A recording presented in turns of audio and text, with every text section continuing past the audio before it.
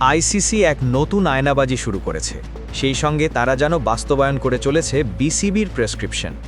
Cricinfo মতে মিডিয়ার মাধ্যমে খবর ছড়ানো হচ্ছে বাংলাদেশ বিশ্বকাপ না খেললে সেখানে স্কটল্যান্ডকে নেওয়া হবে, সিদ্ধান্ত চূড়ান্ত। তবে এবার হাটে হাড়ি ভাঙল ব্রিটিশ সংবাদ মাধ্যম বিবিসি। জানা গেল স্কটল্যান্ডের সঙ্গে আইসিসি এখনও পর্যন্ত কোনো আলোচনাই করেনি। তার মানে দাঁড়ালো বাংলাদেশকে চাপে ফেলতেই এই কৌশল নিয়েছে জয় শাহের নেতৃত্বাধীন আইসিসি। আগামী মাসে অনুষ্ঠেয় টি-20 বিশ্বকাপে আলোচনার কেন্দ্রে বাংলাদেশ। মুস্তাফিজ কাণ্ডের পর নিরাপত্তাহীনতার কারণে ভারতে গিয়ে খেলতে চাইছে না বাংলাদেশ। ভারত সফর নিয়ে আপত্তির কারণে বাংলাদেশ বিশ্বকাপে খেলতে নাও পারে, এমন গুঞ্জনের মধ্যেই আলোচনায় আসে স্কটল্যান্ডের নাম।